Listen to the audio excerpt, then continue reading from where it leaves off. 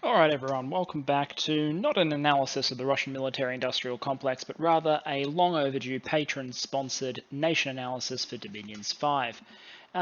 My patrons, I'm not currently collecting money from them. I've got that suspended because I've got quite a backlog of these videos to get through, which I'm going to be working through over the next week or two. And a number of the requests that have racked up over the last few months are guides for the nations of Ubar and Nabar. So we're going to be doing an analysis of these two in turn, and because we're going to do the whole line, forgive me in advance as if in order to try and keep this video in a reasonable amount of time, we don't go into every possible piece of analysis around the Ubaran units, but instead maybe pick some of that up in Nabar once we've already gone through some of the units and basics of the nation, because you'll be familiar with them by then. We're going to follow the usual structure today. We're going to talk about the lore of the nation. We're going to talk about the commanders, the units, in particular the summons, the unique spells, the heroes, and all of it, and how it comes together in order to make Ubar really quite a unique nation, one that I think requires a little bit of finesse, one that tends to elicit particular responses in multiplayer games. So perhaps a little bit more of an advanced nation to take into multiplayer from a diplomacy perspective, but certainly one that gives you a lot of really interesting tools to fight and potentially win and come out on top. So let's talk about lore first. So off in one of the deserts of the Dominions universe, there once was a great city, the city of Brass, inhabited by species that we'll become particularly familiar with over the course of this video. They are inspired by the genies of legend. They are the Jinn and the Ifrit, who are the mightier versions of the Jinnon. So there was once this great city in the center of a desert. However, like everyone in the Dominions universe, every species which is stronger than a basic human feels the need to rebel against the powers that be, which I interpret to probably be the Pantocrator. And as a result, at the start of a game of Dominions, the city of Brass itself has long been sealed by the past Pantocrator. And really, all Ubar is a small desert city, Iram. A small desert city inhabited by a couple of Jinn who are still alive. They're human slaves, and surrounding territories that are populated by a largely nomadic population of desert dwellers.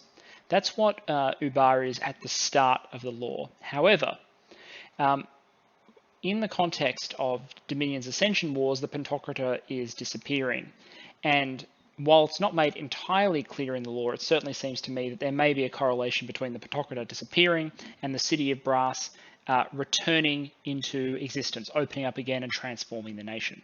So I've said a lot of words here. What are the species involved? What are Jinn? What are the desert dwellers? What do we know about this realm itself? Well, Ubar, as I said, is a nation of two primary species. You have the humans, you have the Jinn, and then you have a couple of questionable creatures on the side. And the Jinn come in a couple of sort of categories, which we'll do when we do the commander and the unit analysis. But basically, they're genies of legend. They are largely invisible creatures with mystical powers, including the powers of invisibility, resistance to fire, resistance to shock. So a number of quite magical powers. Who can take physical forms despite being naturally ethereal. They are not minute in numbers, but certainly a relatively few in the Dominions universe. They don't seem to have been particularly widespread. But as the game starts, they're even fewer in number, sealed largely in the city and left behind, basically ruling over whatever is left over. The Jinn have sort of a basic level, and just like if you compare them to the giants of Jotunheim, they have the ordinary Jinn and they have the far more powerful Ifrit, who have a relationship with the Jinn, kind of like the Nephils have a relationship with the Jotunheim. And then humans we know all about. There's also these Ghouls in the middle. Ghouls are monstrous creatures. They sort of technically count as the third species of the Ubaran nation. You can read a little bit more about them here, but the gist of it is basically this. It's basically a distant relative of the Jinn. It's got the head of a hyena. It's got the hooves of a donkey, basically. And they're a servant class, essentially.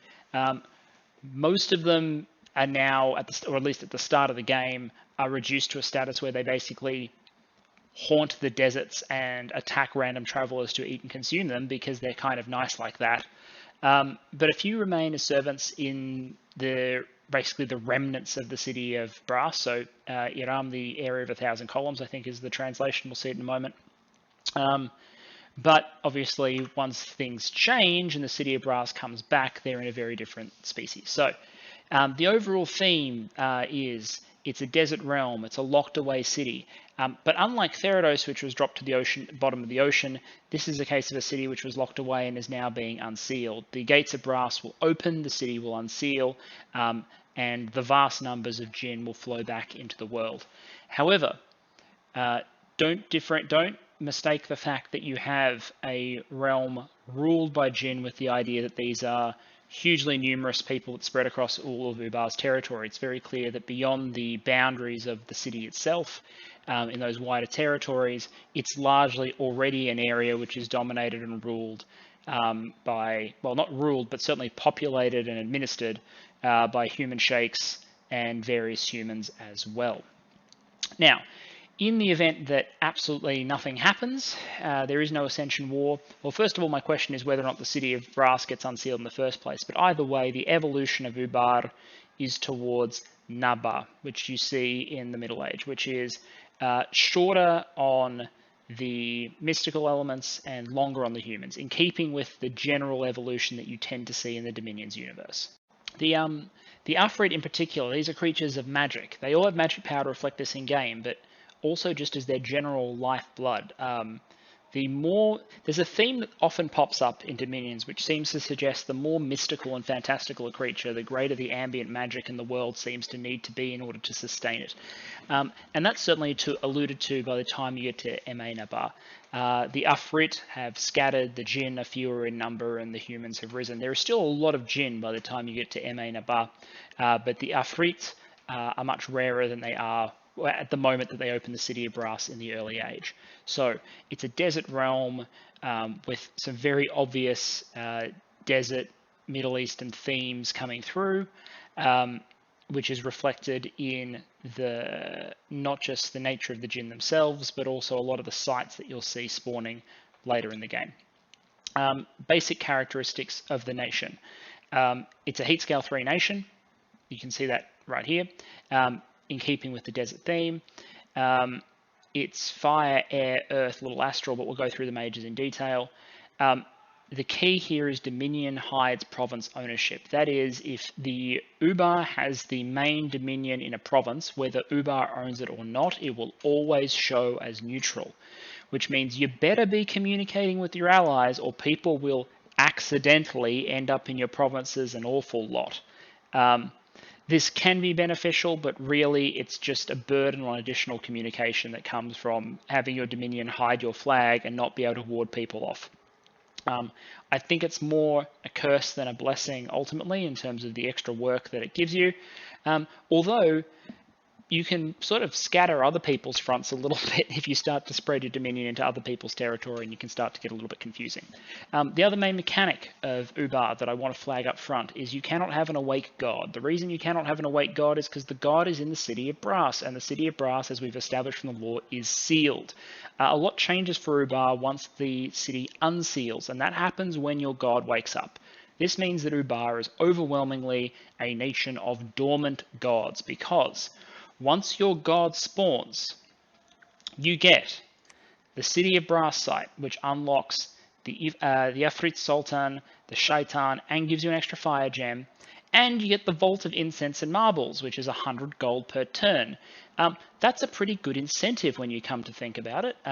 It's an extra hit of income, which will partly compensate you for the fact that you're suddenly going to be recruiting much more expensive mages because they've suddenly become available.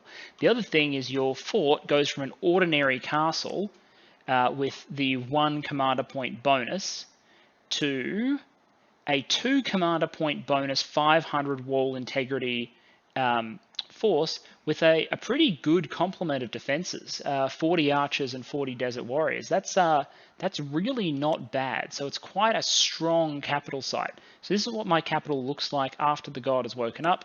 I started with the 3 deserts, which does increase heat and does this scorching desert effect for units passing in and out of the province that do not have wasteland survival causes 2 armor negating fire damage per turn. That's not a lot of damage, but there are specific enemy types that might be vulnerable, which means if you're just sitting on Ubar's capital, and you bring a lot of really weak units, a couple of them are going to roll badly and die, which is something not to forget. You get the Iram of 1,000 Pillars, which gives you your base sort of recruitment, as well as 1 air, 1 fire. Jannah, which gives you the Huri and the Guardian of the Forbidden Chambers. This is another site that comes later on. This is when your god wakes up as well, and that gives you a nature and increases your growth scale. So you're seeing you've just gained a lot when your god wakes up. So again, strong incentive to go dormant in order to gain access to these sites. You'll notice that you do increase heat and growth on your capital, which means your capital is always likely to be quite profitable.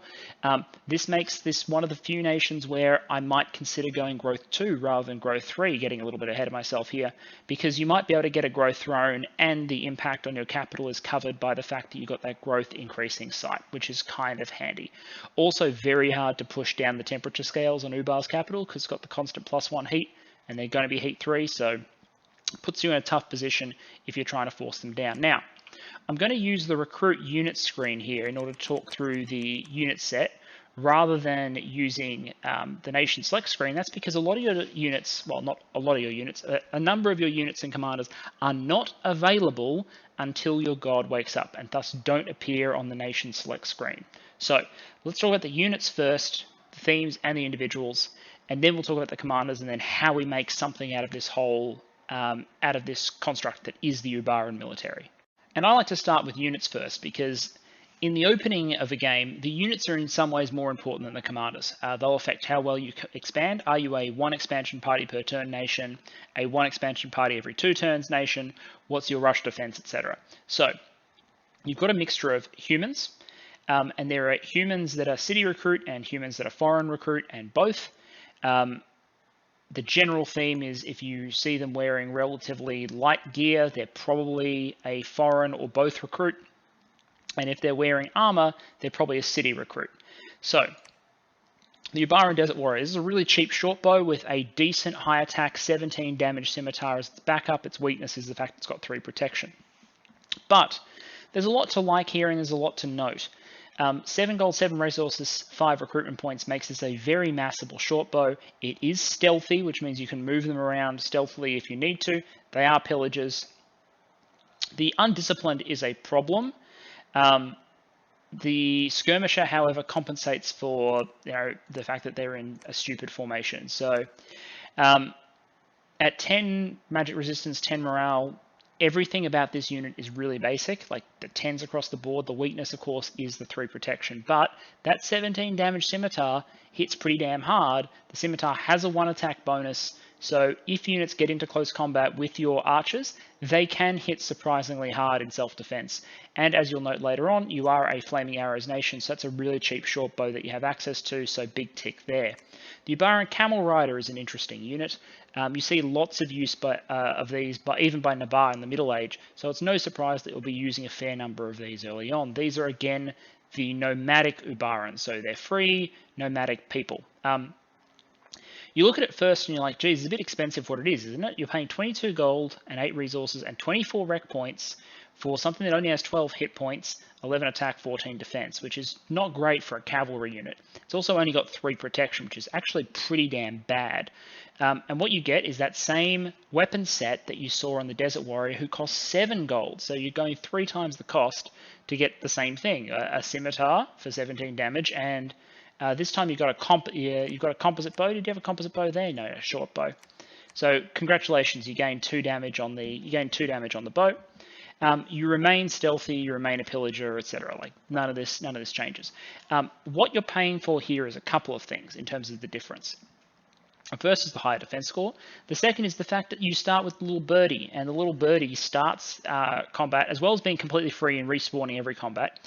Your little falcons make a mess and delay enemy formations really quite well if you have enough camel riders, because what they'll do is they'll fly over on turn 1 and the enemy will need to spend a round or even 2 rounds killing them with some of their units, which will usually cause their formations to either hang, giving you more time to pound them with evocations or arrows or whatnot, or break up the formation so that you have the advantage as the melee engagement comes about. So there is certainly a strong case to be made for camel riders in certain cases. They do hit hard, they have reasonable defense, and they don't get harassed down because they are cavalry.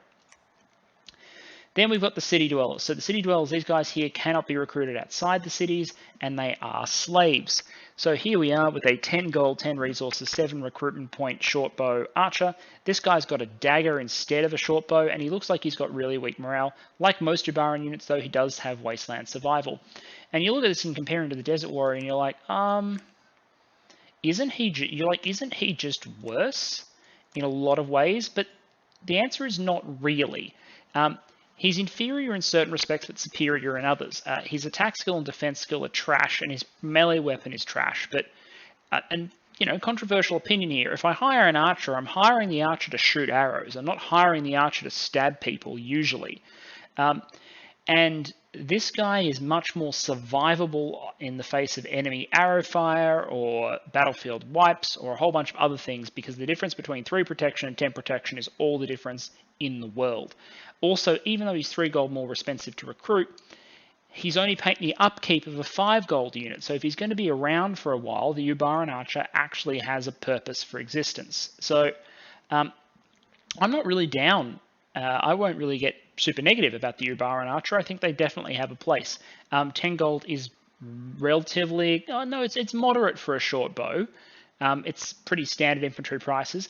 And because Dominions loves to teach and just downright wrong moral lessons, slavery is basically always a bonus in Dominions, because what it means is you halve upkeep costs in exchange for lower morale, but with a unique way to raise the morale, which is the Taskmaster ability, and a lot of Taskmaster exists in the Ubaran roster.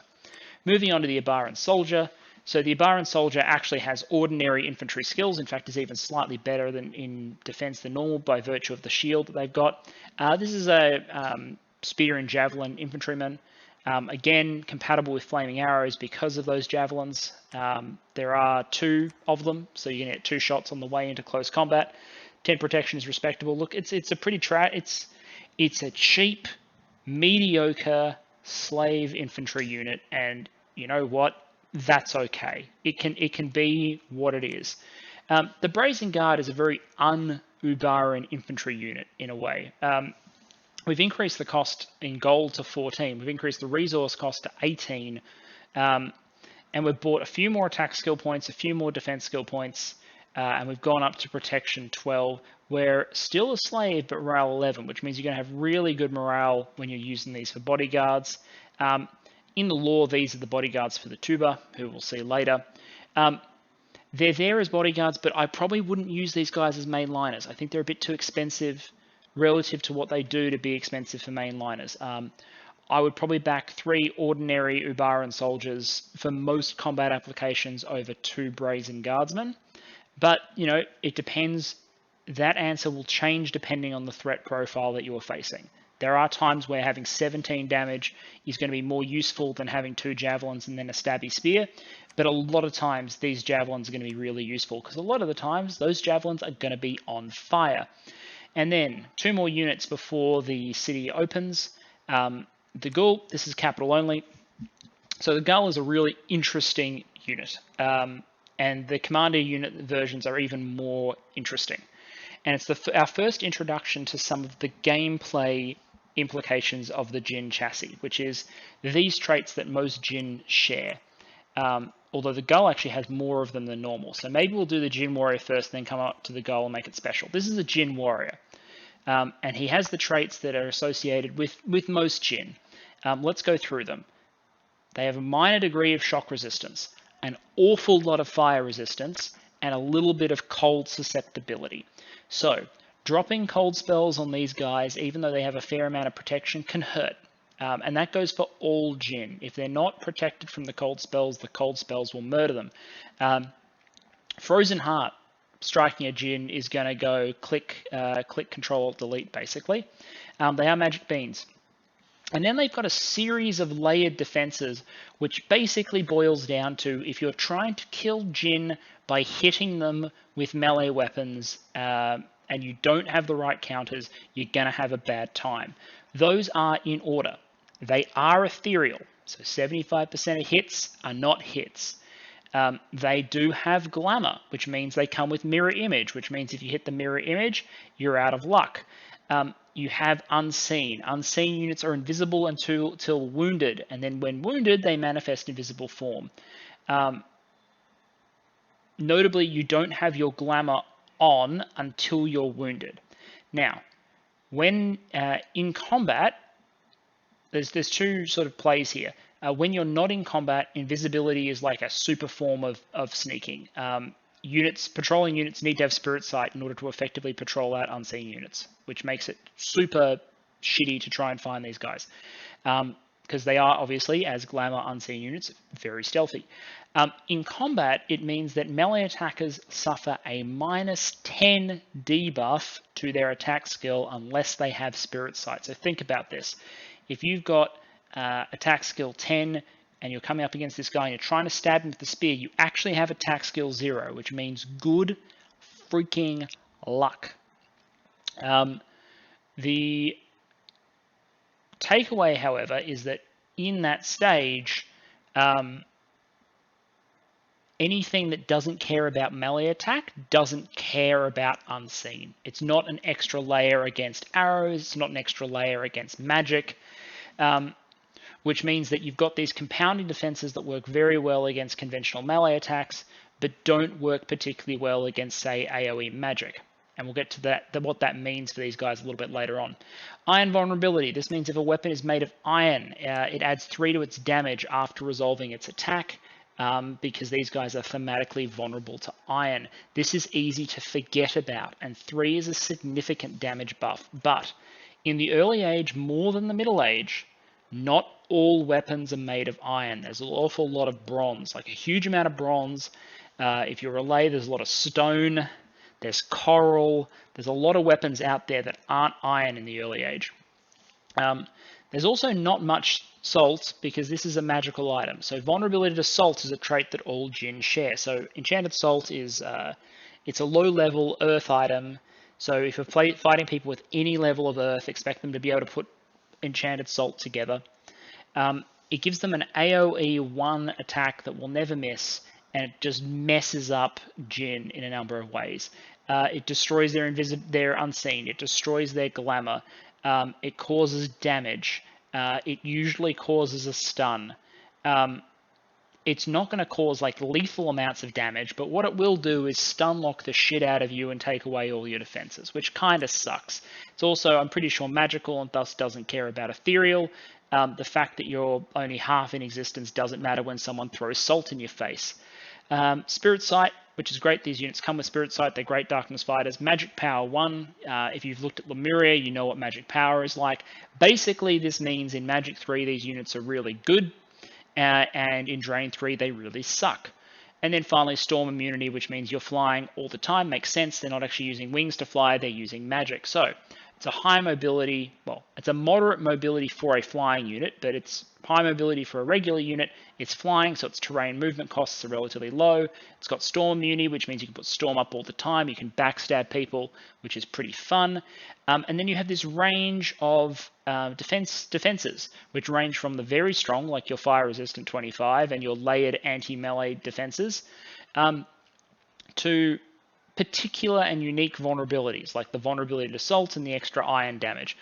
Fortunately, arrow tips do not contain enough iron to inflict extra damage, because that would suck, because most of your defenses don't negate arrows the way they negate melee attacks. So let's now look at the Jinn Warrior. That was sort of the Jinn profile in general. What is the Jinn Warrior? Okay, 50 gold, 23 resources, 27 rec points, capital only, non-sacred, which is a blessing and a curse. Pardon the pun on the blessing joke there. It's a blessing in the sense that you are not limited to your Dominion candles in terms of recruitment. It is a blessing in terms of it takes the decision out of your hands as to whether or not you want to pay for a big bless for these guys. You don't, because they don't take one. They're just a relatively high cost conventional unit. The weakness, of course, of not being sacred is you can't put a bless on them to cover some of these weaknesses. You can't cover this susceptible to cold. You can't put a whole bunch of extra defense on them to allow them to make the most out of these abilities. Because as you'll notice, I think it's probably going through life as like an invisible, unseen, like extremely powerful being just preying on like nomadic humans probably makes them pretty lazy, because even though this guy's 187 years old and is ostensibly a warrior, his attack skill's 12 and his defense skill's 12. It's kind of shit, like in terms of what you'd expect from a being like that. 13 prot's okay. It's actually lighter on the chest and heavier on the head, so you're more likely to take some chest damage. And 19 hit points it's okay, but that's not a lot. So let me say this about the Jinn Warrior. Against the specific sorts of units that they do well against, they'll murder the shit out of them. So against most independents, a flying, invisible, glamoured, ethereal, magic-powered unit that can fly and backstab is going to it's going to wreck their faces. It's going to absolutely wreck their faces. But against units with the appropriate counters, the Jinn Warrior does not have the raw statistics to make itself worth it. If this comes up against a Vanir, and that Vanir has Spirit Sight and magic weapons, the Jinn Warrior is just going to be deleted from existence. It's going to suffer critical existence failure on contact. Because against an enemy with Spirit Sight, which thus doesn't care about its unseen, with magic weapons, which thus doesn't care about its ethereal, and a lot of good stats and high damage, they're going to tear through that 13 protection. The defense 12 is not going to save it, and these things, despite being 50 gold, are going to get murdered. So it's a specialized unit. It's very good at, it's a bully. It's a bully of a unit. It's good at beating up things weaker than it, and it's very vulnerable when something stronger comes along. So interesting unit all around, not super overpowered in the multiplayer scene, but certainly pretty good and intimidating. And, you know, useful for, you could PD raid with Jinn Warriors perfectly well. They're expensive, but they're also probably going to be low attrition against most PD. And then you have we may as well talk about the Guardians of the Forbidden Chamber while we're at it. The Guardians only become recruitable after the city opens. And I'll be honest, I'm not sure I'm super sold on them. I think they have a purpose, but I'm not super excited.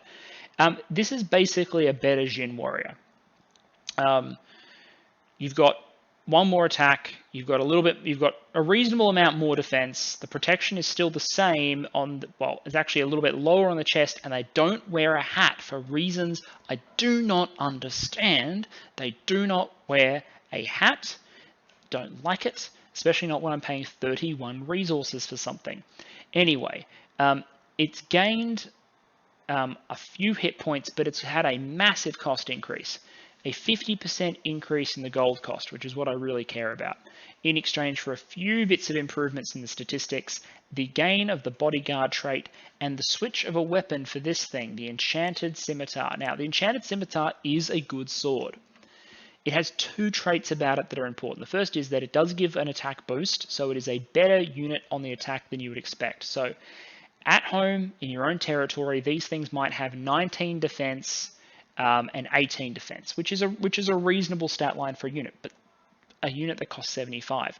But more importantly, it's magical built in. And this is important because you don't have a massable or even semi-massable sacred unit, you can't use like a magic weapons bless to roll out magic weapons on a reasonably large scale if you need them early on. The Guardian of the Forbidden Chambers at least means that if you don't have a better option, you can recruit magical weapons. But 5 of these guys cost the same as a Shaitan, and that's just... You're going to cause a lot more pain and suffering to your opponent with the Shaitan 9 times out of 10. So it's an expensive unit, it's a good unit, it's a cool unit, it has a niche purpose, but I wouldn't go trying to fill my armies with them, because the same things that delete ordinary Jinn will also delete Guardians of the Forbidden Chambers, and they'll delete it 150 gold square at a time, which is kind of painful. Then you have Ghouls. Ghouls are very interesting. I have spent a lot of time theory crafting and questioning people about the applications and usability of Ghouls, because it has a lot of things that you would normally think that I would hate about a unit. And it is capital only, but there's also a summoned version, and the summoned version, I believe, is upkeep free. It has no protection. Its defense skill isn't that good, so it's going to get slaughtered. It's still salt vulnerable, still iron vulnerable. It's a demon, which makes it vulnerable to all sorts of other counters, like the fact that it can be banished. It has MR13, but it can be banished, it can be countered by anti-demon items. So what am I talking about? Why do I find Ghouls interesting? As well, apart from the fact that, at 1 resource, they're reasonably massable. They have the fire resistance, but it's only FR 5, not 25, but fire resistant 5, handy. Poison resistant 15. So you're looking at these and you're thinking, you know what, these guys would love to live, they can live in sulfur clouds, foul vapors, they can live in a whole bunch of battlefield wipes, they can live in the arse end of the universe and be okay, and a large part of why they can be okay is because they have 50% regen. 50. So they got 6 health regen per turn. That's normally the domain of like the regen you'd expect on a sacred, like a large sacred giant. 6 health regen per turn. And what that means is if you can slap a little bit of protection on these guys, they can be very sustainable. They can become flesh bags that sit on the line and hold that line as long as they're not being hit by things that do enough damage to instantly kill them. They're not going to kill much in turn. That's not their job. They have one like length 0 claw. They are not killing units, but as soul vortex batteries, thumbs up. As units that can block and live in sulfur clouds or firestorms or on poison battlefields, thumbs up, which means they're going to become better and better as the game goes on relative to your other units, because the battlefield becomes a shitter and shitter place to live.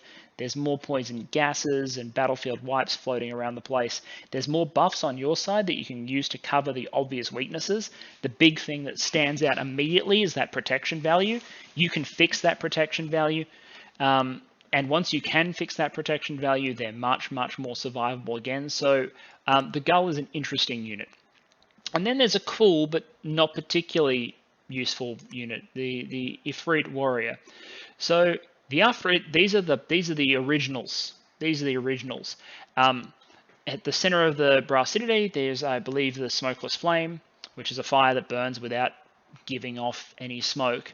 And the Ifrit were born from it. It's sort of a knockoff of the Abyssea story in a sense, where they're born from, they have a great relationship with the smolder cone.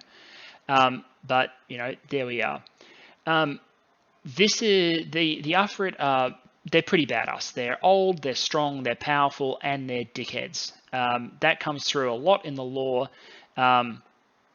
It says they're arrogant and cruel and often evil, but basically they're giant dicks. And you can recruit some who are warriors. They cost 130 gold, are cap limited, and you get 1 per turn. And you know what? I wouldn't even hire that 1 most of the time. 67 resources, 130 gold. Oof. They are sacred. They can take a bless, but you're not going to be able to mass units to benefit from that sacred status. They're shock resistance 5. They're practically fire immune. They're basically fire immune. 50 damage reduction on fire. That's fine. You can drop smokeless flame on these guys all day long. They don't care. Pillar of fire? Nah. All good. Susceptible to cold, magic being minimum leader size 4, which means you can only lead them with units that are at least size 4. You can either use items to make your leaders size 4, or you can recruit Ifrit Sultans. Heat 4, heat aura, this tires everyone out. Then they've got the typical ethereal, unseen, flying, iron vulnerability, vulnerability to salt, although it's now vulnerability to salt 3. Fire shield 10, which is a strong fire shield, 10 AP damage. Firepower 1, magic power 1. So in Heat 3, Magic 3, you start to get entranced by how cool these guys might be in specific circumstances, because now you're thinking, wow, I can pump that attack skill up to 20, I can take the defense skill to 17, they're still ethereal, and all of the above. And I would say, yeah, that's true, but once a unit starts to get to 130 gold, it's worth bringing specific counters for. This thing is susceptible to cold 5. It's going to get hit with cold spells and die. It's going to get hit by salt and die. It's going to get hit by an anti-magic beam blade and die. It's unless you've really loaded up the bless, and if you really have loaded up the bless, they're going to be vulnerable. And if you have really loaded up the bless, like, congratulations, you're going to put together a couple of squads of 5 of them. I don't want to be too down on them. They can be quite strong, but the problem is you need to group them with other units because they're not immune to the whole minimum squad size 5 things. If you group them with things that are going to get murdered instead of them, they're going to army size route off, so you need a squad of 5. That's a heck of an investment, and when you start rolling around with squads of 5 of these guys, they're worth bringing out. It's cost effective to bring out specific counters to destroy them, right? Because at that point we're looking at an investment of pushing 1,000 gold once you account for the commander that's possibly leading them as well. And that's worth dropping a specialized counter on and killing. So I have mixed feelings about the Ifrit Warriors. And you can tell I'm going into more detail about the units and commanders, so I can breeze through when we get to Nabar and focus more on strategy. But here, this is really an introduction to what are Jinn, what are Ifrit, how to use them. So that's the unit lineup. What do we take away from that? Oh, and before we move on, I will highlight the fact that in your non-fort cities, you can recruit the nomad and the standard units, but outside your forts, you can still recruit the camel riders and the desert warriors, which means you can mass a lot of camels and desert warriors. As long as you have gold, you can have chaff, and desert warriors are perfectly serviceable chaff. So are Ubar and archers, for the matter. So what do we take away from this in terms of our unit? Well, we've got some janky but affordable slaves in terms of humans to provide chaff. We've got an expander unit, the Jinn warrior, and also a unit that lets us really like hardcore bully people who do not prepare for it. They're a lot more survivable than birds, let's put it that way, so far as dickheads that you can drop in the back and come murder commanders. Like, this is a good backstabbing unit with good layered defenses, but with very specific vulnerabilities that can capitalize on its high cost and make you sad. But overall, really, really good. And then you've got this unit with late game potential here, the Gull, who is happiest when the environment looks like a Fallout scene, basically. And then the Ifrit, we don't talk about the Ifrit, really. So a competent but, below average quality but very reasonably cost efficient human infantry lineup. There's no Vanhirs here, but they are coupled with Jinn. Let's talk about the commanders. Well, we've got the Ubar and Scout. The Ubar and Scout slightly better than the ordinary Scout. I like having a recruitable one. That's good. The Ubaran commander is a super cheap commander, more cheaper even than the Indie commander. And his big deal is he's got Taskmaster +2. So even though he doesn't have a morale bonus ordinarily, because he's only got 60 leadership, which is not good. You need to go to the tuba before you can get the 80 leadership for the +1 morale. He's also got Taskmaster +2, which gives your slaves 9 morale, which is perfectly serviceable. Perfectly serviceable. 13 in the case of Brazen Guard. Like, that's not bad, and they're super cheap. The Ubaran Sheikhs, by contrast, don't have Taskmaster and even lower leadership, but you can recruit them without forts pretty readily because they cost basically nothing in terms of resources, and they're extremely mobile, stealthy leaders that are also tax collectors. So if you're going around raiding with camels, which you can do stealthy camel raiding, for example, with Ubaran Sheikhs as the leaders, and you even get the income for the turn after you've taken it. Like, that's nifty. It's stealing your enemy's lunch money, quite literally. So I can get behind that, and also super cheap. It's 55 gold for a mounted commander is not bad. Yes, it has poor leadership, but like, you don't need 40 camels in order to go raid provinces. And that's what they're there for. They're there for stealthy, high mobility raiding. And then we've got a lineup of human mages, and then we start bringing in the Jinn, the Super Jinn, and the Ifrit. So, the Kahin. I like the Kahin. In fact, I like a lot of Ubar's mages. Let's talk about the Kahin. The Kahin is... It's a bit of a Perun mage here. It's a mage that does exactly one thing and does that one thing very cost efficiently. And the one thing the Kahin does is it's a research monkey. It's a cheap as chips. Please take Magic 3 as your scales research monkey, because what it gives you is a 70 gold mage that at Magic 3 will research 10 RP per turn for an upkeep of 28 gold per year. It is cheap as chips, and as if to encourage you later in the game to make it even more efficient, they handily come with fire and air, just to remind you that the most efficient research boosters are in fire and air, and you can give them to Kahin in order to be research efficient. Now, that said, I'm not sure how many Kahin you'll recruit in the early stages of the game, simply because you have so much competition for Fort Mage time. But eventually, as the game goes on and your infrastructure expands, but your cash supply expands slower than your number of recruitable forts, you might find yourself stacking up more Kahin. Do they have a combat role in an emergency? They can, but most of their potential combat roles involve them being given gems. So they're real sort of mage militia sort of deployments. They involve things like giving them fire gems in order to do Phoenix power, so they're fire 2, and then having high enough research that you can make your fire 2s actually do something productive, or giving them even more fire gems so that they can do things from there. So they're very gem intensive if you actually have to push them into combat, and I know a lot of people put a premium on mages that they can push into combat out of the research labs if needed. And if you're going to talk about guys who can, well, then maybe the Tuber and Human Sahir are more your deal. We'll talk about the Tuber first. Sorry, and I didn't highlight the paths. Fire, air, earth, but only level 1. Okay, let's talk the Tuber. So the Tuber is an adept researcher, but he's much more expensive than the Kahin.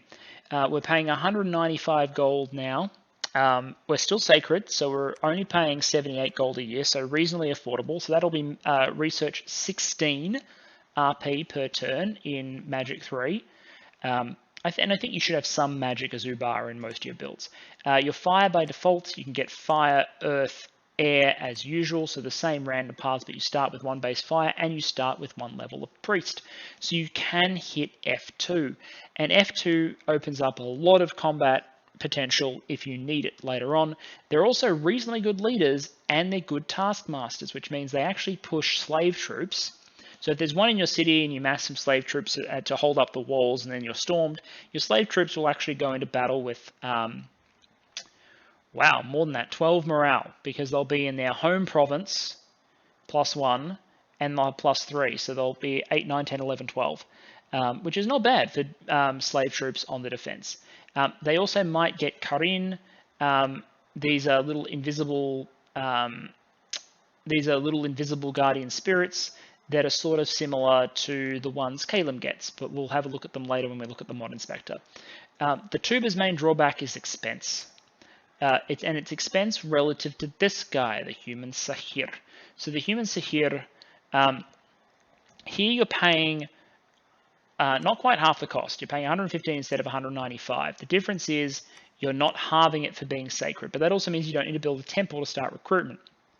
Still Taskmaster, only +1, terrible leadership, but they do have some magic leadership. This is the critical difference. At magic leadership 10, these actually end up leading a lot of Jinn expansion parties because they're cheap. You can get them out and they can lead up to 10 Jinn, and 10 Jinn will make a mess of just about, well, it'll make a mess of most independent provinces out there. Your magic, fire 1, air 1, and then random from, you guessed it, fire, air, earth. And now this can lead to some quite interesting, well, not interesting, certainly useful combinations if you indeed get pushed into combat.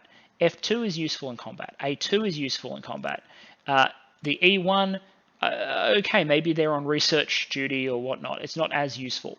But Air 2s, for example, Storm Power takes you A3, and at A3 you're throwing some big evocations or you're putting out large air elementals, and you're absolutely a Storm Nation.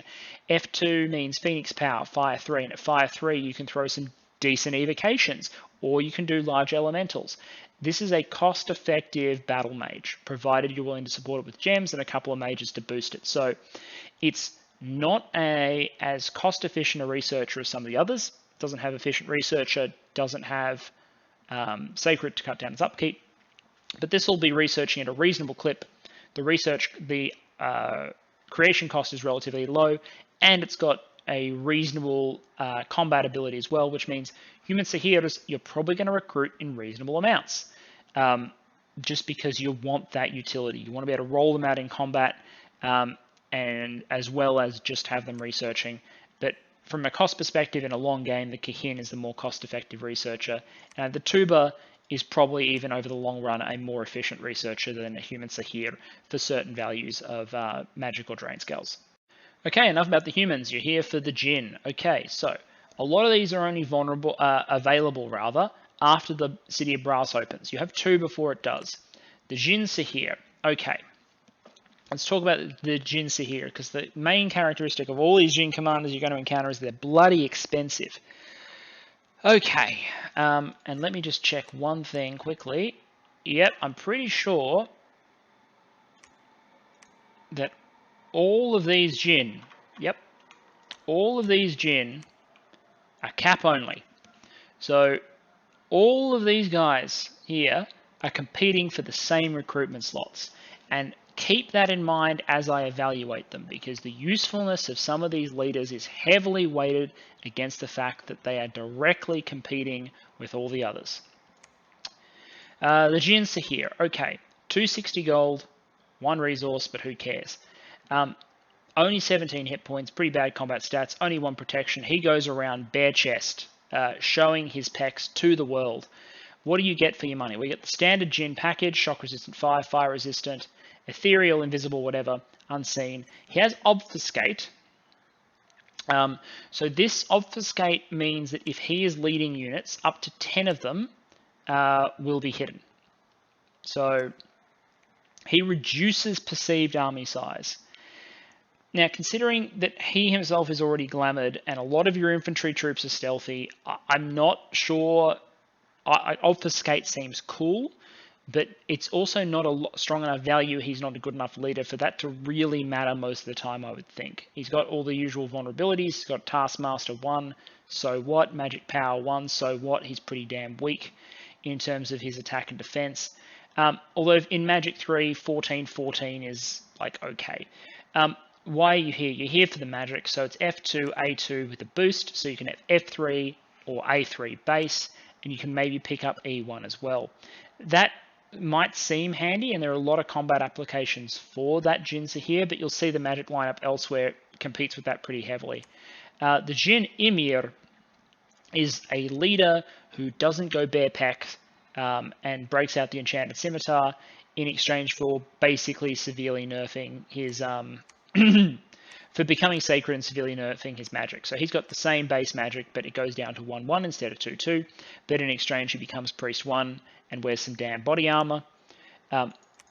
Like, it's a functional leader, but I wouldn't think you'd use it most of the time, right? Especially when you compare it to the other units that are available. The Huri is, I think that's a word for like, I think it's a name in like Farsi. Anyway, they are attractive lady Jinn. So they have shock resistant, fire resistant, standard package basically, 1 protection because the dancing garb here doesn't even count as an armor entry. They have really low combat stats, 8-10. They have no magic by default. Their only real thing is that they have scale wall seduction. So they can cause seduction, basically. You can use them even from inside a fort in order to potentially seduce enemy commanders, but most of the time that will fail and you'll end up in an assassination battle. And in an assassination battle, oh, look, you know, depends what you're fighting, but just about any mage is gonna murk you pretty bad. Against a melee combatant, against a guy who tries to stab you with a sword, you might do okay with a little bit of kit. The kit might help. And if you're on the defense, you'll have slightly better stats. You'll be at like attack 11, defense 13, best case scenario. And you'll probably want to throw some kit on as well. So maybe, but this is not a competent assassin by default, because assassins don't survive and don't kill their opponents by going up and punching them or stabbing them. Assassins usually do their thing by putting more combatants on the field, which they don't have a mechanism to do. What does have a mechanism to do so, despite being significantly more expensive, is the Shaitan.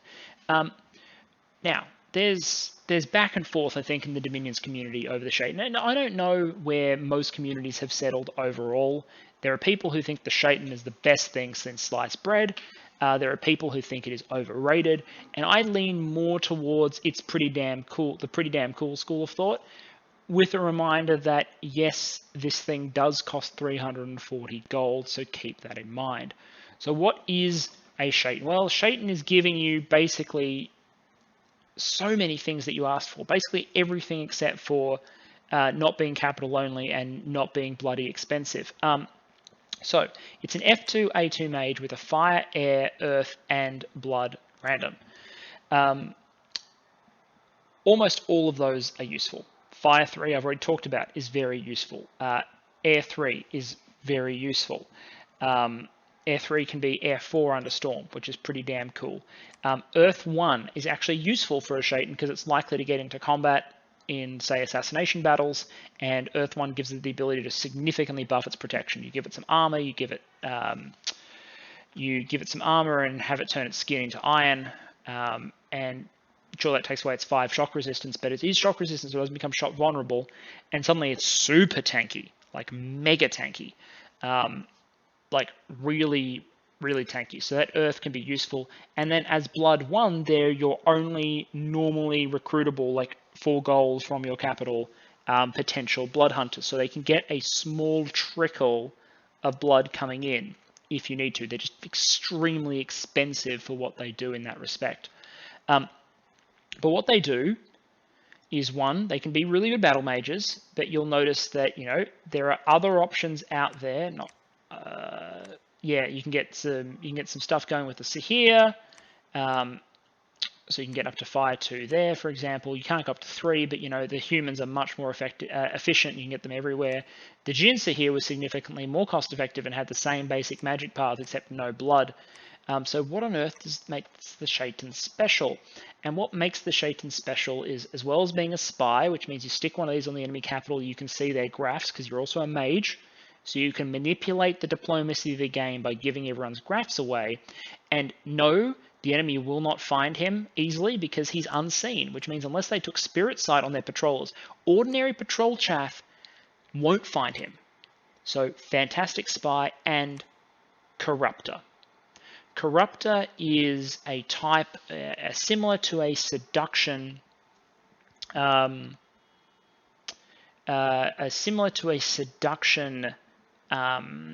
assassination attempt. So, corruptor means the enemy, you make a opposed roll against your opponent to potentially convert them. The weakness here is that you can only target units that are the same size or smaller. So anything bigger than size 3 is invulnerable. But that also means that against certain opponents, you're only going to you might only pick on weaker commanders, which might be a good thing in some cases in terms of avoiding the particularly scary stuff. Anyway, if you succeed, you pick them up and you fly them to one of your provinces, which is kind of handy, and you can acquire a lot of mages this way. This is one of the paths Ubar has in order to break into its magic diversity, because as you noticed, its basic diversity is kind of shit. You've got fire, you've got air, you've got a little tiny bit of earth, and you've got a little tiny bit of blood, and that's it. You don't have really powerful battle magic available in any significant numbers, but you can corrupt them. And if you don't corrupt them, then you have a battle that breaks out. And in a battle that breaks out, unlike the Huri, like the Shaitan can destroy people. With the right kit and the right scripting, depending on the opponent that you expect to be trying to corrupt, the Shaitan can mess them up. And your opponent is not going to be able to put Enchanted Salt on every one of its mages, and even if it did,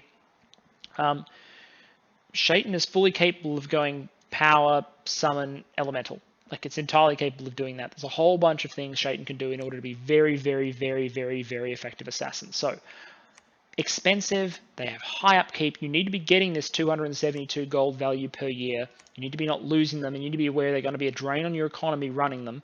But they significantly, I think, impact the decision-making calculus that your enemy has.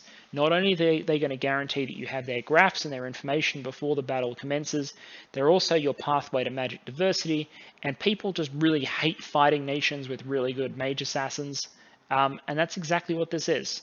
There are fewer of them than there are, say, dryads, but they're significantly more dangerous than dryads. That said, would I prefer to have dryads to Shaitans? I'm probably going to pick the Dryad if it's a draft game, but just because I can get them from everywhere. But the Shaitan is very, very cool. And then there's the Ifrit Sultan. Wow.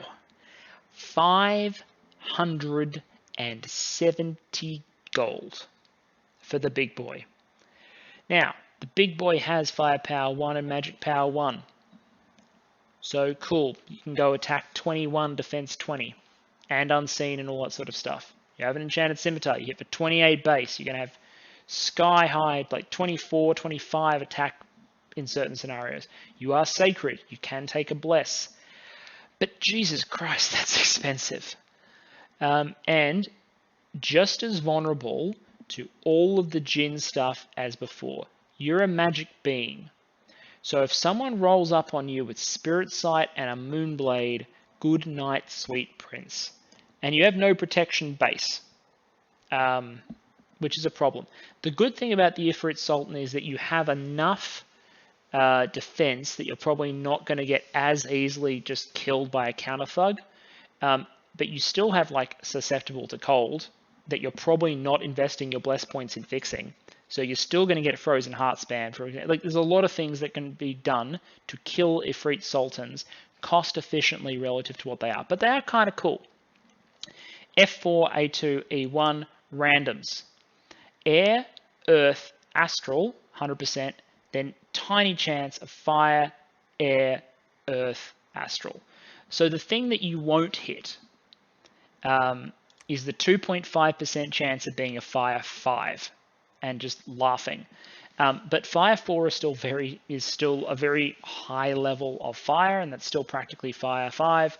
Look, you can do all of the fire battlefield wipes really easily using an Ifrit Sultan. You've got greater access to, you can conjure as many high fire units as you like. It might be good to have 1 or 2 for that sort of perspective, but paying for Fire 4 just as a battle magic, probably not worth it most of the time. That said, some of these can be useful. They're all cloud trappable, which is kind of cool. So are Shaitan, by the way. Shaitan are absolutely cloud trappable, which means they can make perfectly serviceable thugs and army killers as well. In fact, you can cloud trap an awful lot of your stuff, which is kind of cool. But Air 3, useful path if you can get it. You can also get Air 3 over here. But Air 3 here is on a much more survivable package, but you're paying more than twice as much gold in order to do it. And you're paying 6 commander recruitment points, which is 3 Shaitan worth of recruitment points, which is, again, a little bit of a barrier. The Astral one seems kind of cool, and then it just reminds me that Magic Duel exists, and you have no other Astral in your army. So you're basically saying that if I thug with it, it will die, and if I take it out with my army and the enemy has Astral ones, it will die. So I don't actually like the Astral ones, but everything else is potentially useful. Going into battle with Earth 2 is a way to make. There's a lot of way to make this thing catch an enemy army off guard and destroy it. Like, this thing's got Fire Shield 15 built in. It's got Sacred. There's a lot of nasty stuff you can put on it. It's got a heater, it'll put people to sleep. It's got good stats. My problem is it's so expensive that it merits a counter choice. It merits a counter pick. For units basically coming to take it on. However, there is one small, I suppose, consolation prize. Let me just recruit one quickly. This is going to require me to skip 3 turns. So here we are. Looking at it. And this is what I'm talking about. That on the defense, the stat block is reasonable. But you're going to find enemy classes that can cut through this. You're going to find enemy classes that can run really high attack values and chop it down. It will get harassed. It's not immune to harassment. So, for example, fire resistant Einheers with Spirit Sight, Vanheers with Spirit Sight and magic weapons. They're going to come for it and they're going to kill it unless it's geared in a very specific way. And if you're gearing it to deal with that specific threat, you're going to have troubles dealing with other things. So that's your roster. What have we got to work with? What are our strengths? What are our weaknesses before we go into the mod inspector side of things? I think the troops are low to medium quality, but serviceable in terms of the humans. But it is the early age, the demands for quality are not particularly high, and the cost effectiveness is certainly there, and the spammability is definitely there with the foreign recruits. And the Falcons can be useful. And the Jinns beat up on independents, which is kind of cool. We've got a very cost-efficient researcher and 2 okay researchers from a human perspective. Tuba are not inspiring from their magic sense, but they are cost-efficient researchers if you decide to bring them in. And they're fast researchers relative to the Kahin. And then the human Sahir is probably the baseline combat magic human recruit, just because having 2 in an elemental path is so much better than having 1. Like 1 in 3 of your Tuba will be useful as combat mages, whereas 2 in 3 of your human Sahir will be useful as combat mages without the liberal application of gems. The big gateway here, I say, is that the benefits in terms of having really cool units and corruptors like Shaitans and potential thug super combatants like the Ifrit Sultans and all this is all balanced by the fact that the magic diversity is pretty trash. And not just trash, it's pretty low. Your actual accessible, easy to recruit magic is very weak. Human Sahir are not getting above 2. Everything else you're relying on capital only. So you've got some good magic out here in terms of levels, but it's not that good relative to the price, and it's capital only. So in a game that's overwhelmingly won by magic, you certainly don't seem to have a huge amount of it readily accessible. But that said, let's have a look at some of the unique spells, the unique heroes, and the unique units that Ubar can roll out.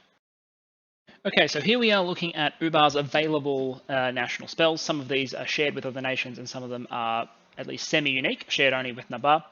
We'll look at Pride of Lions. We've talked about this before. This is 10 nature gems at nature 2 for 10 great lions. You have barely any nature access. It's not a great spell to begin with. And if you do get nature access, you're not going to have many nature gems, so skip. Summon Hind. So this is fire air, which is a path you absolutely will have. This is a Hin. So Hin are relatively, well, they're 1 gem a piece, which I'd still call relatively expensive for size 2s with 15 hit points. They are related to the Jinn, so they've got the iron vulnerability, the salt vulnerability. They do have a heat aura and the stealthy and a lot of the other elements that you're used to. They are ethereal. Basically, they're micro-animalistic Jinn. The problem that I think they run into is that it's not like they're a massable sacred. The second thing is, while they are unseen and thus a good melee sort of line holders, their damage output is woeful. Really what they're here to do, insofar as they have a role, and you can decide if this role is worth it for you, is that they're a fire resistant, shock resistant, and highly melee resistant heat aura. Deployable, spreadable heat aura. Because they have heat aura 3, and because they have ethereal, because they have unseen, and because they're resistant to those battlefield wipes, maybe you can find a use for them. They don't jump out at me as something that really makes the nation special. Now, something that is certainly special, but probably isn't at the core of your nation, is Contact Marid. This is at Conjuration 8, and again, in a pathing that you're going to not be able to access on your regular mages, so you need to think about how you have access to this. Basically, what these are super Ifrit Sultans that are able to go underwater. There is a hero that is one of these who might be your summoner of choice for this particular spell, and it's all the way up at Conjuration 8, hanging in sort of elemental royalty territory. What do you get here? Well, he's a badass underwater Ifrit Sultan. He is fire 4, air 4, water 2, earth 2. He has all those other Sultan abilities. He's ethereal. He flies in storms. And as an underwater unit who flies in storms and is ethereal, I'm pretty sure he can fly underwater, just like Sapires, which is bullshit, but they can do it. Spirit Sight, Unseen, all that fun stuff. Heat Aura, strong Heat Aura at 9, strong Fire Shield at 16, Firepower, Magic Power, Fear. He increases Unrest, but you're not going to have many of them, so it's not really a problem. But yes, we've added a Fear Aura here, so maybe if we start layering some defenses in terms of things like Awe, maybe we're not going to be attacked. There's some great magic paths here. This is a really powerful unit, and at 60 water gems, I think this is a decent deal at 60 water gems, because he's not going to choke your full recruitment turns from pulling out Shaitan, and they're better than Ifrit Sultans in general. I think the problem I have here is, again, the specific vulnerabilities mean that if you're using it as a super combatant, It's vulnerable to those specific counters. And if you're using it a very large caster, well, it's better. It's expensive for what it is in that circumstance, but a lot of the defensive capabilities are a little wasted if you're not using it in a combatant characteristic. But either way, solid unit, 60 water gems well spent when you get one of those. And now here's a spell which actually is reasonably, I'll bring two up at the same time. These are the unique evocations for Ubar and Naba. They're both fire-air pathed. One comes at Evo 4 and one goes a little bit higher at Evo 6, but in particular, Smokeless Flame, I think, impacts the way this nation can be played. Scorching Wind is basically a high AoE fatigue spell. So affected units get 2d8 fatigue damage each turn, magic resistant plus DRN versus 22 to negate. So relatively difficult to negate. Unless you have reasonably high magic resistance. The weakness of this, and the two weaknesses of this spell is that it does no actual damage. Secondly, that you need to layer it quite aggressively in order to get like knocking units out. 30 fatigue won't knock them out. You'd really have to hit areas with it. It requires a decent mage to cast, but the big issue I run into is that it has no effect on units that fire resistant. Has no effect on units with wasteland survival, so it won't AoE your own guys, but it also does nothing to anything that has fire resistance. And I think that it's the case, at least in the games I have played and games I have observed, that nations with really valuable troop sacreds or mages or whatever tend to be able to pretty simply throw fire resistance either in their bless or on their units by the stage that you're throwing this evocation out in significant numbers. So you're not going to be able to hit the high value targets with the Scorching Wind, and that's a little bit of a problem. Smokeless Flame, however, doesn't really give a shit about your fire resistance. What is Smokeless Flame? What are you looking at here? What you're looking at here, let's talk the basics before detail. The basics is this is a better Pillar of Fire with a higher casting requirement, but it comes at evocation 6 instead of way up there. It's much more accessible than Pillar of Fire. What's the details? AoE 1, 45 armor piercing damage. And there's a wider AoE. What do you call it? There's a wider AoE, a incinerate effect, which is kind of cool. So what this does is it absolutely destroys the square that it hits. And then my understanding is it has a wider AoE that causes immolate, but I haven't been able to map exactly how large that AoE is. If someone knows in the comments, please tell me. So it's slow death for things that are immolated, and it's very quick death for the thing that's in the square. Because even something with 15 fire resistance is still sucking up 30 armor piercing fire damage after that reduction. You halve their armor. Let's just say it was 20 armor. Okay, now it's 10. You're still doing 20 damage. You're still destroying a square of high value sacreds that have high protection and high fire resistance. This spell is not particularly accurate, but as the enemy closes, it will become more accurate, and it's a way to turn your Fire 2 A1s into units that can delete, without using gems, entire squares of opponents. And at Fatigue 30, it's a pretty repeatable spell. It runs into the problems of range and precision and all of that. And yes, sometimes it's still going to be better to throw out elementals against certain target types. But if you can delete entire squares of elite sacreds, this is a really effective way to do it. People love Pillar of Fire. Now, Pillar of Fire is admittedly more precise, but this thing hits bloody hard and it comes a lot earlier, and you can absolutely get those paths on your mages. So Smokeless Flame is just a buff to evocation for your school. Then you have Summon Gull and Feast for Ghouls. So Feast for Ghouls comes at Blood 4. It's a Blood 1 spell, which means you can cast it with your Blood 1 Shaitan, and it just gives you Ghouls. Just summons you Gulls. These are the recruitable ones that you have from your capital. Here they are again. There's their wounded shape, which I wasn't able to show you before. I wasn't able to show you in game because I didn't have any wounded ones, but there you are. There's the wounded shape. So when they're wounded, they go up to size 3. They gain an extra attack. It's very cool. Very, very, very cool.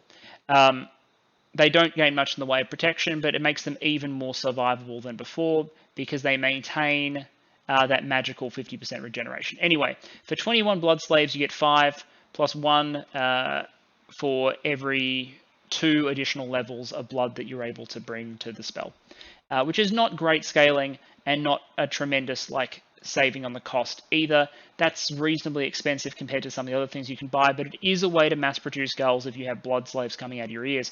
The better call is to create Gullers. These are female Ghouls. For 31 blood slaves, you get 1, but it's a commander.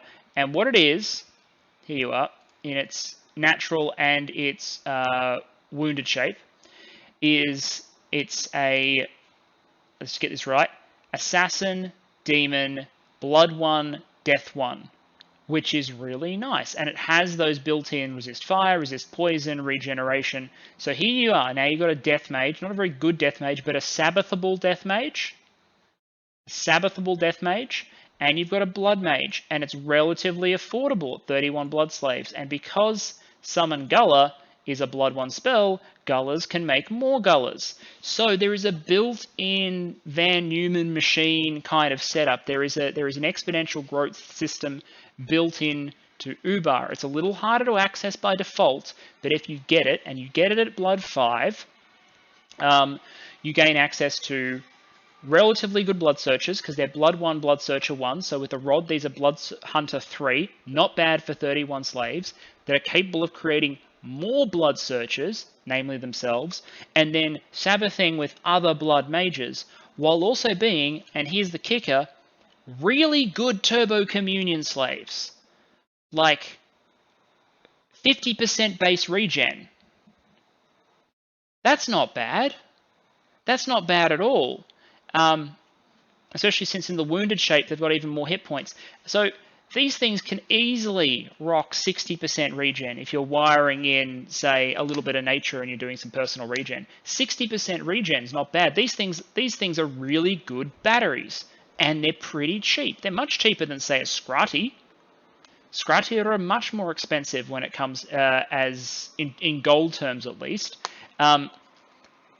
These ones might be harder to scale because your blood economy has to come online, but there you go. Here's the pathway into the blood economy for Ubar.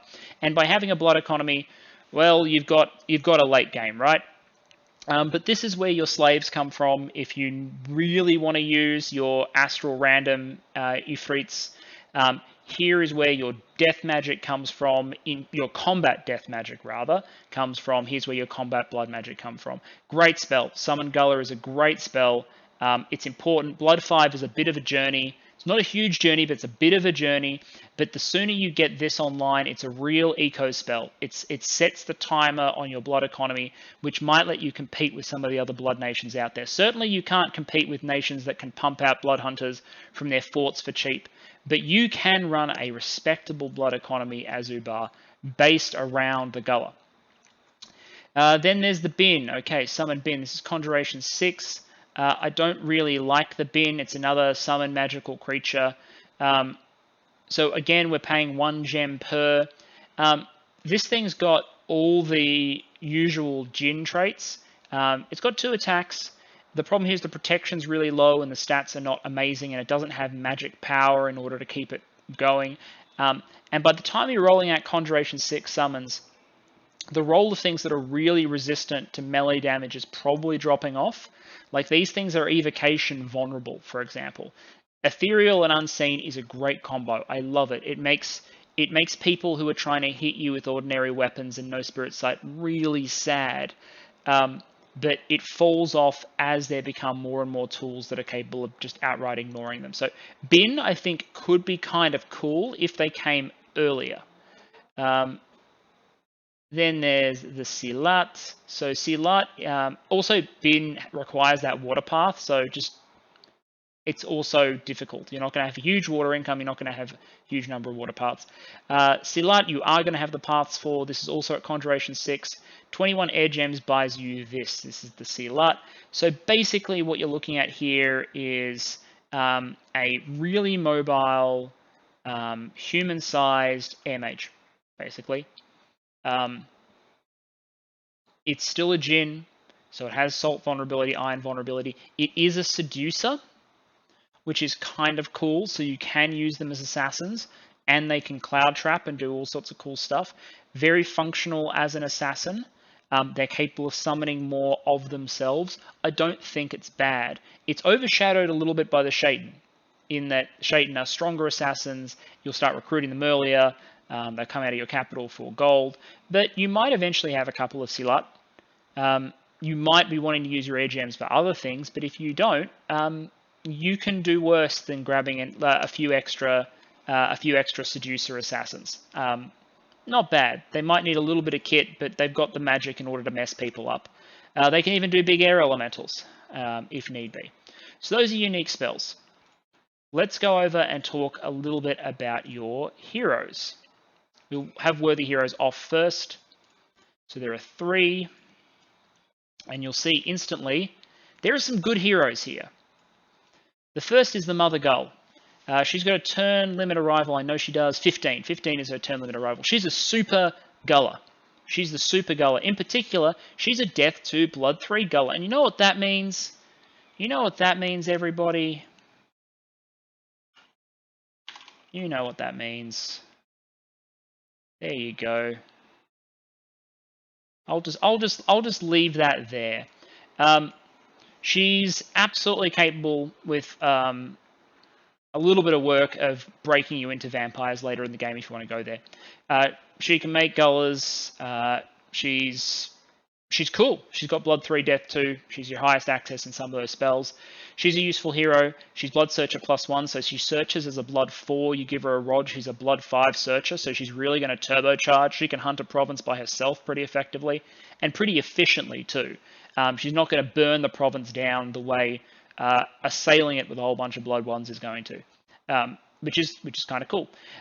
She does need a little bit of work, as I said, to get her into the point where she's breaking you into an Immortal game, but she does give you an Immortal game. And if you're going up to Blood 5 anyway, it might be later in the game. Once that Blood economy is really rolling and you've got a good Guller supply, maybe you want to break into Immortals. Maybe that's a late game play you've got.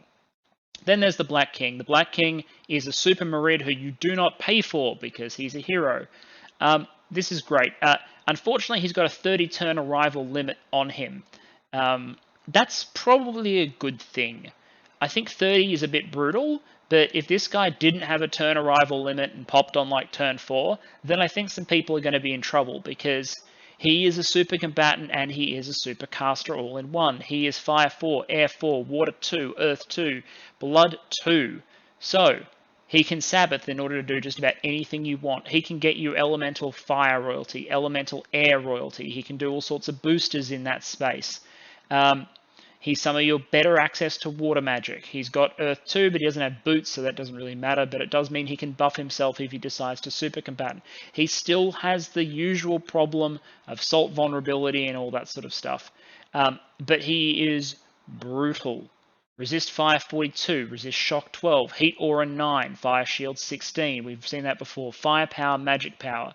So expect that attack and defense to go into space on the defense. He's hypermobile because he's stealthy. He's got the unseen thing going on. And this is one thing I will say about the super vulnerability of these platforms. To the extent that these big Ifrit platforms are vulnerable, these chassis are vulnerable, being able to unseen and whatnot, like, it gives you a little bit of defense against some of them, but not a lot of defense against all of them all of the time, if that makes sense. Not all of your stuff will survive everything all of the time, which is why it's important not to get entranced with like this level of power when you see it roll out. But either way, complete badass, fantastic hero. And then there's the Banu Silat. These are multi-heroes, so you'll get a couple of them over the course of the game. They're nothing special. They're fire 1, air 1 with a random, which I think is the usual. Yep, fire, air, earth as the randoms. Cool. They fly, but they're not particularly mobile. They are sacred, but you're unlikely to have much of a bless as Ubar. Yeah, like, okay. It's a multi-hero. What do you want? Let's put the Worthy Heroes mod on and see if... Now, this one I actually haven't loaded before. Let's see if Ubar gets anything interesting. Doesn't look like it. Looks like they just get exactly what they get normally. And you know what? They didn't need the help. So that makes sense. Let's get back into the game. So what's the game plan for Ubar? What's the build? What are the options? And I'm not going to be super prescriptive for 2 reasons. The first is because we'll go a lot more into detail on sort of the nuances of how to use the sort of tools that you have available to a little bit more in the bar, just to control video length. The second thing is because there's quite a few ways you can go with this nation. So let's think what you have and what you don't have, then let's talk early, middle, late game. What you do have, you've got a good expander unit, you've got reasonable, so you've got affordable slave chaff, you've got foreign recruitable chaff, you've got an efficient research mage, a reasonably fast research mage, you've got amazing seducer assassins that are expensive, you've got the option to break into a blood economy. It's not an amazing blood economy, but it is a decent blood economy because it's a blood economy that can use blood to make more blood income, which is how you get stupid. Also notice in this game that I spawned the Mother Gull very, very early, which was kind of cool. If I was playing this for real, I'd be very happy with that. Why are my flags off? So you've got a lot going for. What you lack is magic diversity. Yeah, basically what you lack is magic diversity, and the best tools that you have in the early game are vulnerable to very specific counters, and if people come at you with them, you're going to have a difficulty dealing with them. So we've got to think about how we deal with those 2 things. Early, middle, late game, what are the plan and what should the build be? I'll start with the build. I think Ubar, let's start with the obvious. Ubar does not need a major bless because it doesn't have that much that is sacred that can benefit from it. Its best units are not sacred, and its approach to combat is not based on sacred badassery. Yes, the Ifrit Sultans are sacred, but you have so few of them, and they're already in super combatant sort of territory, so they can benefit from some things, but really the bless is not the most important part of Ubar. You can do some cool things with it, but I don't think it's make or break. You'd benefit a little bit from some utility blesses, like when you're doing expansion. Maybe you want more magic leadership so that you can lead your troops with Kahin rather than having to use human gears and thus save some gold. Maybe you want magic leadership so later on in the game when you have lots of Ghouls, you can have more Ghouls on your units because by default you don't have particularly high magic leadership levels unless you spend the resources getting Jinn, and even then their numbers aren't even great even at the Ifrit Sultan level. So maybe a little bit of magic leadership. The bless is not super, super important. You've got some sacred mages, not them. Kahin are sacred, Tubar are sacred. Your Shaitan Jinn are not, the Jinn Amir is and the Ifrit Sultan are, so there's some mages in there that are sacred that might benefit from, I don't know, Farcaster or some stuff like that, or a little bit of survivability, but I don't think the bless is the main part. The next part of the decision is awake, dormant, or imprisoned normally. The decision's basically made for you as Ubar. You can't choose awake, and the opportunity costs of going imprisoned are just too damn high. You're missing out on gem income, you're missing out on access to some of your best commanders, you're missing out on the Shaitans and the Huris and the Ifrit Sultans. You're missing out on 100 gold income per turn as well as the extra gems. So you are going dormant. And then the question becomes, okay, what scales and what sort of chassis do I go on? And I think you want a lot of scales as Ubar. I think this is, as I said before, a nation that can afford to go growth 2, and you should definitely be fire 3. You've got firepower on a lot of your units, and your natural environment is fire 3. Nations living at the top of the temperature spectrum benefit a little bit because the temperature is only ever wrong in one direction. So you're in a good place. You don't need a super high Dominion level because you're not massing out sacred units, so you can afford to go a little cheap on Dominion if you want. But then everything is sort of beneficial. Because you're not Dominion locked on your Jinn warriors, in the early game you benefit greatly from unresource locking these by taking a little bit of production. I see a lot of production 3 builds out there. I've tested prod 3, I've tested prod 2. I wouldn't do prod 0, let's put it that way. And you benefit from that production in terms of a little bit more money later in the game. Recruitment points are not as much of a gate, I have found, unless you go instead really all in on these guys, the Camels, because they're 24 rec points instead. Or later on, when if you want to start massing Gulls from your capital, they're rec point limited. So you benefit from a little bit of order. Also, as a blood hunting nation, a little bit of order can't hurt. Don't take these scales as definitive. I'm just basically making the case here. Growth 2, I think, is acceptable. Growth 3 is still very defensible, but there might be a growth thrown. Your capital is growth 3. Growth is by far the best scale, but maybe it's just to be contrary, but I would consider taking a growth 2 build for Ubar, which I wouldn't do for a lot of nations. Luck and magic you both benefit from. A lot of your units have, as I showed before, they've got the magic power, so the Jinn, if you want them to be at their absolute best on the defense, they benefit from operating in a high magic environment. Plus, if you want to make the Kahin work, these really only work as researchers in a Magic 3 environment. And also Magic 3 kicks human Sahirs up to a very respectable 14, and Tubers up to a very fast 16. 16 research, recruitable every turn for an upkeep of 78 gold per year, is something to forgive the terrible magic around that, and also makes human Sahirs reasonably efficient. All of your Jinn love it, all of your big guys love it. There's magic power up here, magic power everywhere. So you do benefit from taking some magic scales. And luck, as you saw, well, yes, you could go Misfortune, for example, as Ubar, but you've got some pretty good heroes in there. There's some magic access unlocks in there in terms of like the Mother Gull. There's a really good unit in there in terms of the Black King, although he comes much later in the game. You have a multi-hero, and if all your other scales are good, the better your other scales are, the better you scale with luck in general. Probably wouldn't take luck all the way to 3, but if you can fit it in there, you're good to go. So I would tend to think as many scales as you can buy with Heat 3, Growth 2 or 3, and the rest is sort of the world is your oyster. You're going to get value out of everything, and it's about what you value most. Do you need the help mostly with massing your good troops in the beginning of the game, in which case production is where you're at, or are you more worried about being able to keep up in the research game, in which case magic scales are both that and they're a defensive buff to a lot of your units. Those are my thoughts on scales. In terms of chassis, you got to think about what you require. I think there's sort of 2 ways to go. Obviously, you can't have an expander. You can't have an expander. So there's sort of 3. I'll say there are 3 options available to you as Ubar, but I have reasonably strong feelings on the matter. You can't have an expander, so you have 3 options. You can roll out a Titan to help defend you if you get rushed against someone who has a counter to everything else that you have. You can bring out a magic access build, or you can take a Scales Immobile. I think these are all defensible as options. I would generally hope that I'm able to defend myself without a Titan. I have lots of big recruitable stuff coming online at the same time. My God is coming online.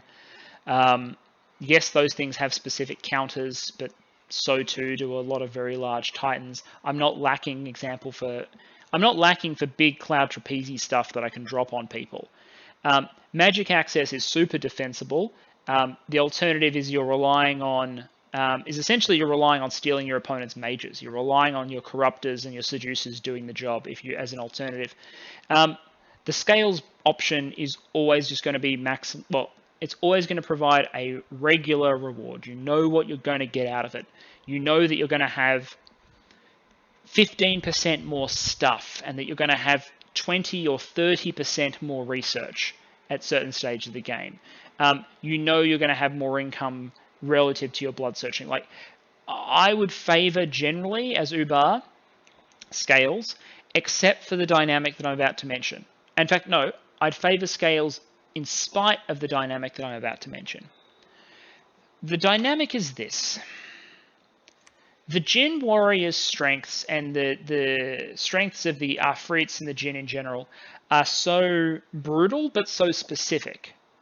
This unseen this unseen thing in particular, are so specific. If you don't counter unseen, they're a really good matchup with you, and if you do counter unseen, they're a terrible unit, and there's not much else in the nation early on to defend it, means that if you're in the game, an awful lot of people will consider whether or not they can fit magic weapon spirit sight into their bless, and if they do, they are coming for you. They are going to try and scalp you before you can get all the nice goodies out of your capital, before you can get magic in order to transition and become more diverse. And I'm sorry, but you're not going to stop a bless rush with a whole bunch of Ubar and Camel riders. So there's a choice to be made, I think.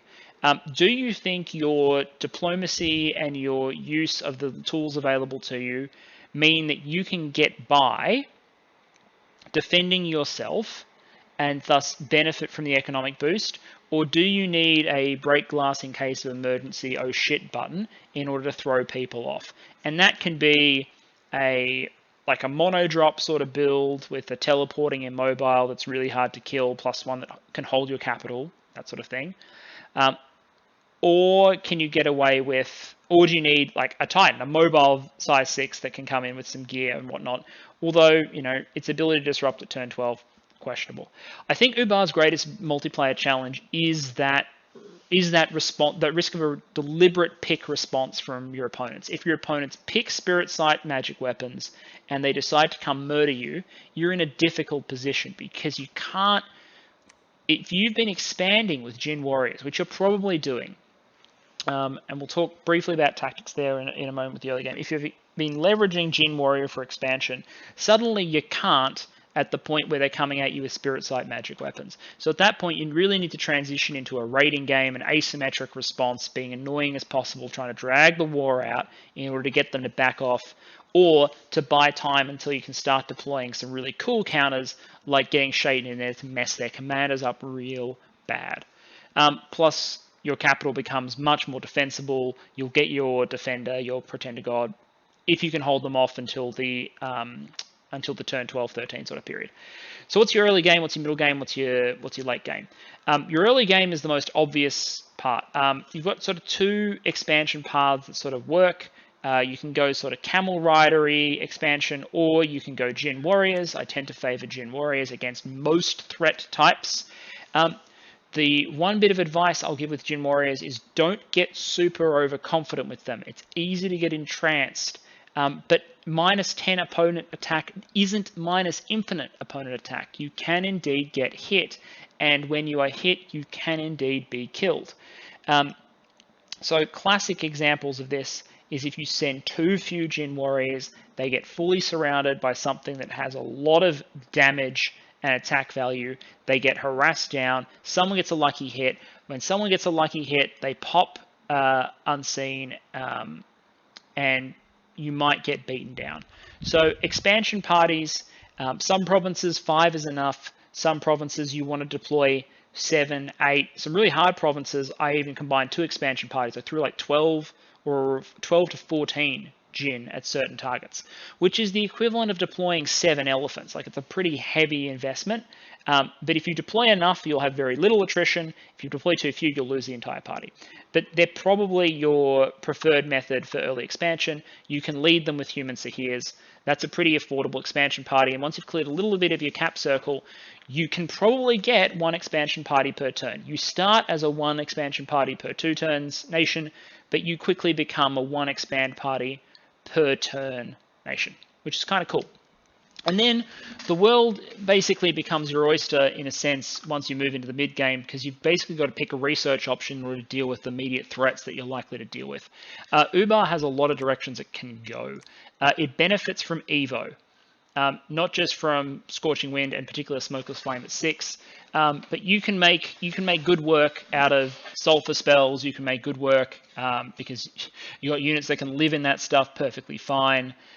You can make good use out of Evos. You've got lots of guys who can make full use out of them.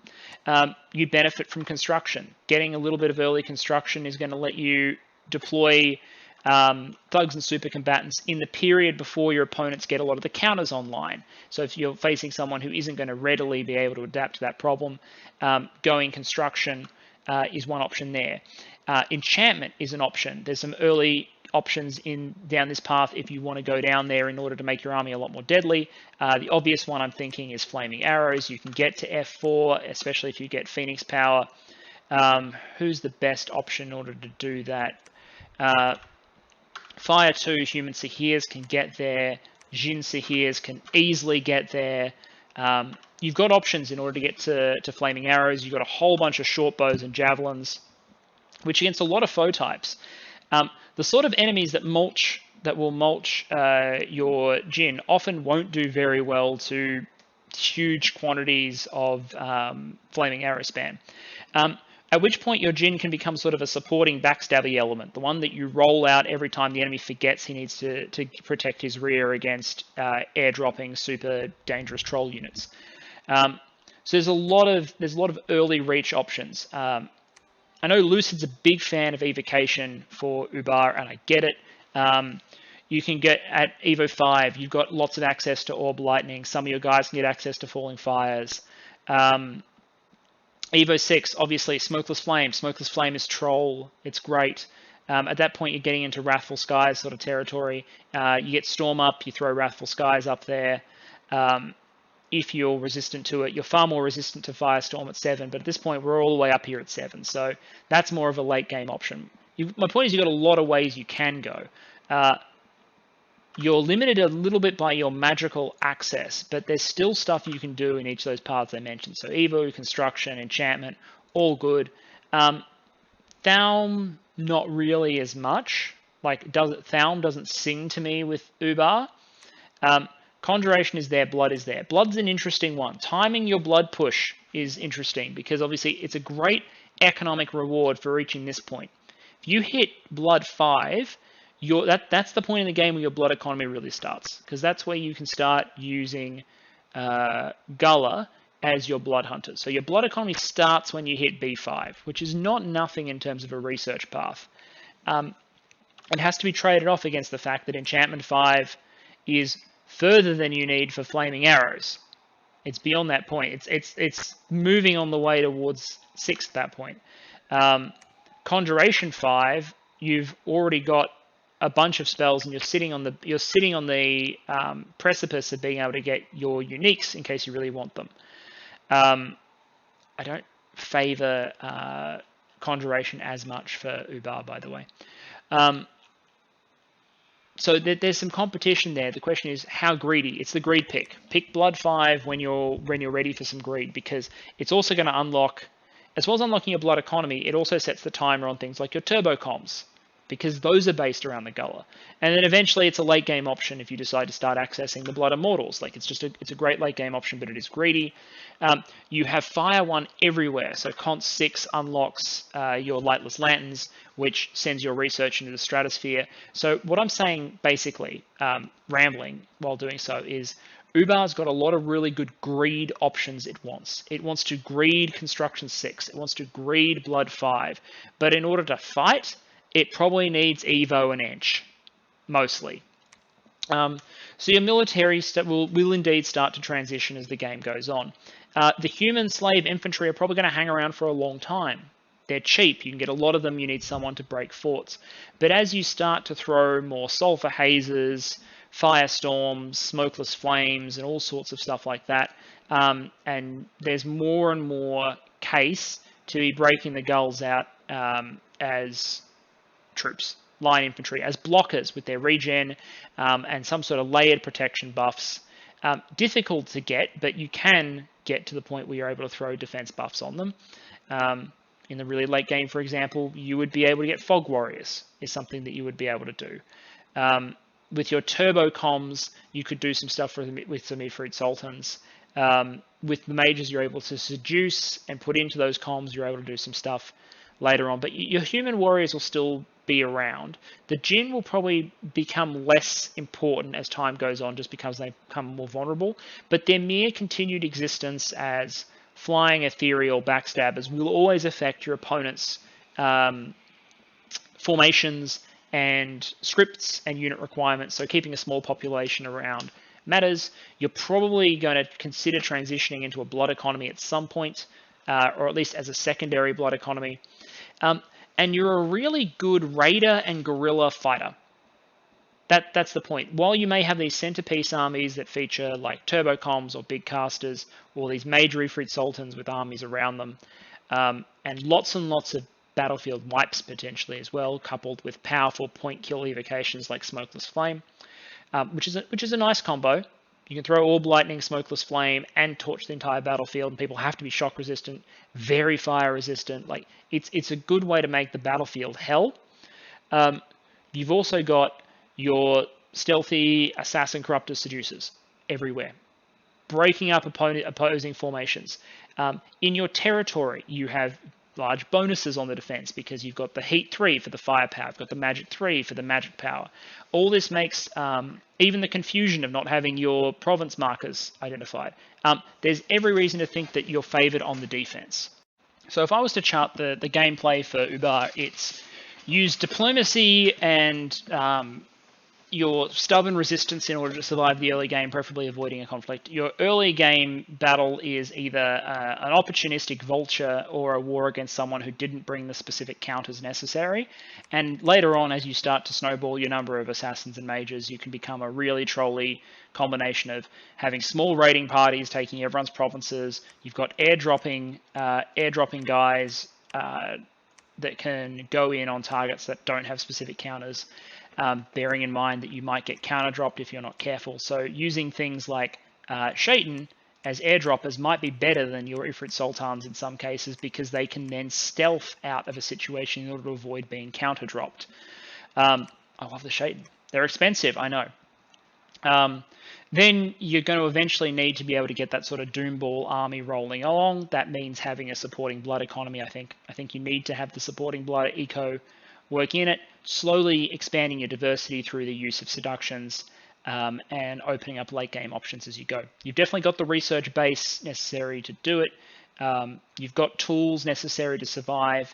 The problem is everyone knows that you have very specific counters. You have far more specific counters than most nations out there, and people know they can get a really good matchup if they come at you with just the right tools for the job. So I would overall rate this nation. I think this is an above average nation, even in the quite powerful early age. I think Ubar's tools are overall above average, but I put a giant asterisk next to that in that it has specific counters that are more glaring and more obvious than many of the other nations that are out there. And for that reason, I would not recommend Ubar for beginners.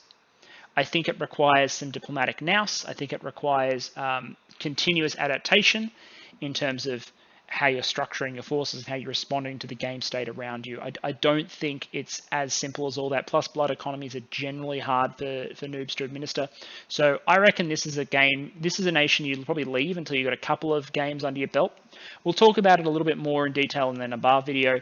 But until then, thank you very much to my patrons for sponsoring this video, commissioning this video. It's an interesting nation. It's very, very fun and interesting to break this one down.